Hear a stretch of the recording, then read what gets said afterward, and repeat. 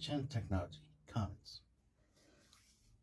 What is Graham Hancock talking about when he talks about lost ancient civilizations or Atlantis? Well, one, mentioning Atlantis gets attention from people who don't believe it exists and from people who do believe it exists. But the irony is, it doesn't matter.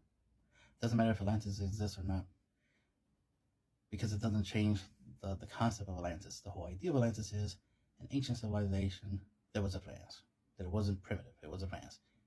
It was people who were smart, who were capable of creating things, who understood science and stuff like that. They were similar to us. They were smart humans. That's what Graham really is talking about. But a lot of people keep trying to discredit his question, his inquiry, his what if. What if there was civilization in the past? Now, the thing is, it's not really a what if. It's just he's posing as a what if. He mentions Atlantis. Atlantis, a lot of people like to say, is fictional, not real. Therefore, it's more of a what if. It's more fiction than reality. But here's the real reality, though. What's the origin of civilizations? Who invented the idea of civilizations? Who invented the idea of people getting together and creating a civilization, like, right?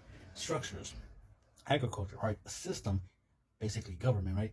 So everybody can live together and get along, because people used to just walk around and travel and go wherever they felt like going, or wherever was comfortable. When it got cold, they went somewhere warm, so they would move. That's the thing. Humans, the term for it is nomads. Humans always travel. They always went to warmer climates where the weather's better, of course, because we're warm-blooded. We hate the cold, so we're always trying to go somewhere where it's warm and where there's food and stuff, and of course where there's water. It's not a good idea to be somewhere where it's really cold and then the water freezes. If the water's frozen, then you can't drink it, can't bathe, can't wash, can't cook with it, can't boil it, right? And the list goes on. And it'll be hard to fish when the pond is frozen, right? So you got to go somewhere warmer where it's better to live. But at some point, something I always thought, like, the reason why a lot of megalithic structures exist, a lot of stone structures exist, is because, well, one is a fortification, it's safety, security, but it's a way to solidify, basically to mark a territory. It's like, this is a really awesome place to live. We're gonna build something here, a big structure that can last a long, long time, that can survive, the cold weather, extreme weathers, earthquakes, and stuff like that, right? We'll build these structures here, and then we'll travel to warm climates, right? So basically go on a vacation, and whenever it gets warm, then they come home, right? They come back to their megalithic structures, right? Their homes. So this is part of it.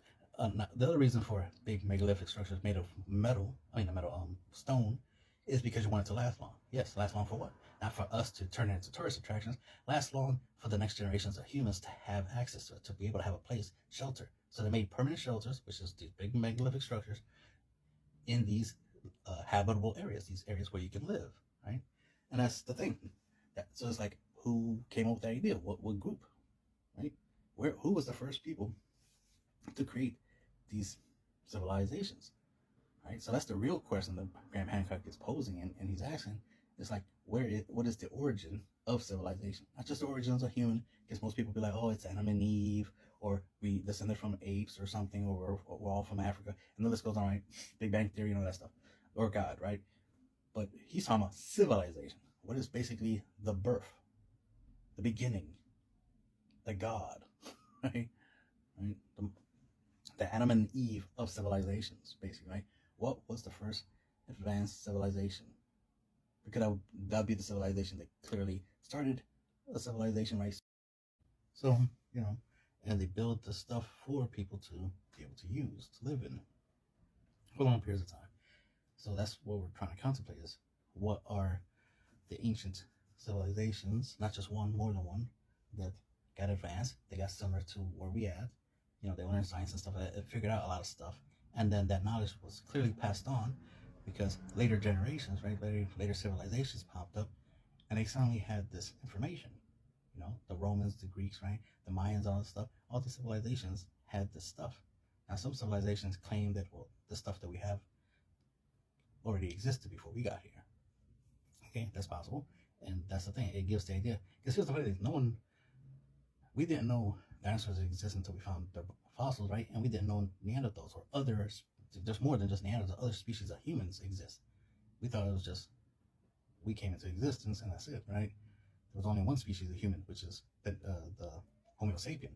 To find out that there's other human species, like Neanderthals, for example. So it's like, proves the point. Is like, yeah, we don't know the full past. The past is more vast and more than we know. So we should be open-minded to the possibility of more stuff. That there's more to our origins than we think. Just like thinking that the only time we're quote unquote in advanced civilization is now because we have smartphones. When in reality, no. If humans existed 10,000, a million years ago, obviously a million years ago, they would have had an advanced civilization similar to ours because they would have figured out how to build things, big things. They would have figured out how physics work. They would understand the stars. They would understand, even electricity. They would use it different than us. They wouldn't necessarily immediately be like, all right, let's start making smartphones with electricity. Of course not. We didn't even do that. It took a long time for us to get to this point. Which makes the point is, since it took long for us to get to this point, it would take them equally as long, or maybe less time, but to become advanced. But the point is, they would have become advanced. The human race didn't come into existence because right now we're in 2024. It's not like the human race started 2024 years ago. We existed longer than that. So to believe that the only time we've been advanced is now, it's like, no, the human race has been advanced multiple times. Whether you want to say, oh, because of cataclysm, which is fair because it's like a lot of civilizations disappeared, and it's like, but why though? It's not like humans didn't exist. It's not like every human died, and then suddenly they got, maybe they did, but I don't know, right? Because like, why did the Mayan civilization disappear? I mean, the story is they disappeared. We don't find their bodies anywhere. So it couldn't be they died from war or from some sickness. It's like they just up and left. It's like, why would you leave this really beautiful location that y'all were living in? Let's say they lived there for like 1,000 years. Why would you suddenly leave? Right? Now there's a possibility, because it can happen, that the younger generation, every generation, slowly started hating living in that environment, and eventually was like, well, I don't like living here no more. I don't like the rules here, blah blah blah, and decided to eventually like, let's leave. Let's just go travel the world and do whatever we want. And that's why the Mayan civilization fell, because the younger generation didn't appreciate the civilization. I mean, a proof of that, an example of that is a possibility, is because in modern day times you see young kids, especially Gen Z, complaining about the boomers and the government and the matrix and all this nonsense. We don't need government no more. Oh, so that means we don't need civilization. So the modern civilization is going to fall apart, just like the Mayan civilization, the Roman, and all the other advanced civilizations in the past. They fell apart because the young generation doesn't want to be part of it anymore. So that's what's going to cause the extinction of our modern advanced civilization. So then we're going to become the new Atlantis. And then future generations are going to be like, why did everyone just leave America? What happened?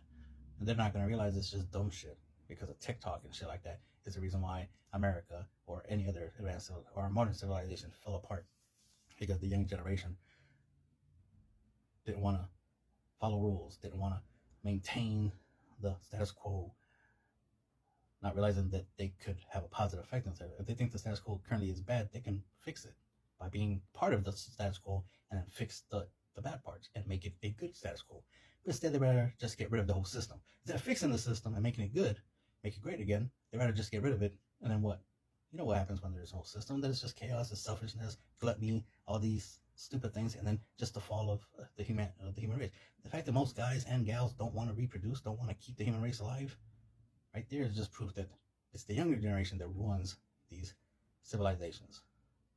So the first thing is, what causes civilizations to rise, and then what causes it to fall? Well, we know what tends to cause it to fall is the youth. It's the younger generation not appreciating the civilization that they grew up in, that they were born into.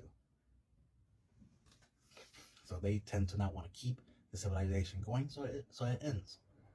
That's how it always happens, unfortunately. But what started the civilization? That's what Graham is asking. Where was the first advanced civilization? Where was the first civilization that started off basic and primitive, worked their way up to an advanced level, and then disappeared? And then why did it disappear? He has a theory of how it disappeared. There's more of a cataclysm, less of young generation just like, fuck this. We don't like the civilization no more, this society no more, and decided to just exit, right? No, it was a cataclysm. So something bad happened, a natural disaster, and the human race had to restart. That makes sense. I mean, after big disasters, you always got to rebuild, so it makes sense. So he's not saying anything that's never happened before, that's not logical, that we don't see evidence of it right now. We see proof of it now in current civilization.